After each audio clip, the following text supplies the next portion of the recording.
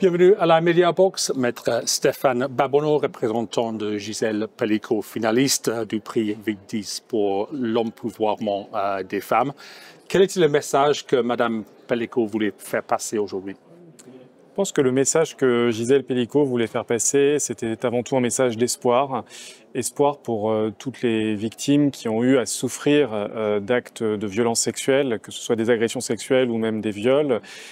D'espoir pour leur dire que, quelle que soit la situation dans laquelle elles ne sont pas seules.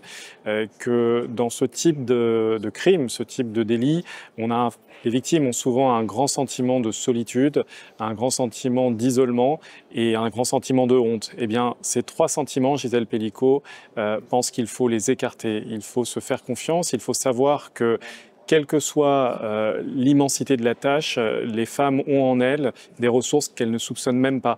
Et c'est ce qui lui est arrivé.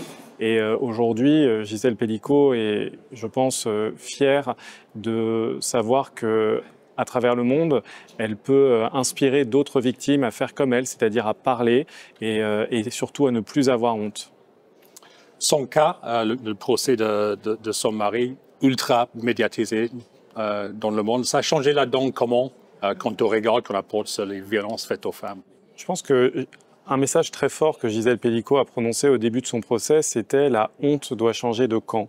Ce qu'elle voulait dire par là, c'était le fait que quand des femmes sont victimes d'agressions sexuelles, de viols, elles en éprouvent très souvent un très grand sentiment de honte et que ce sentiment peut les empêcher de parler, peut les empêcher de dénoncer.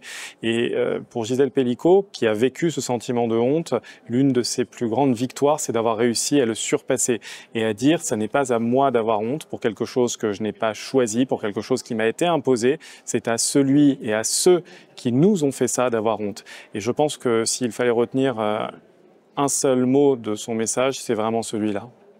Stéphane Babonneau, merci beaucoup. Merci à vous.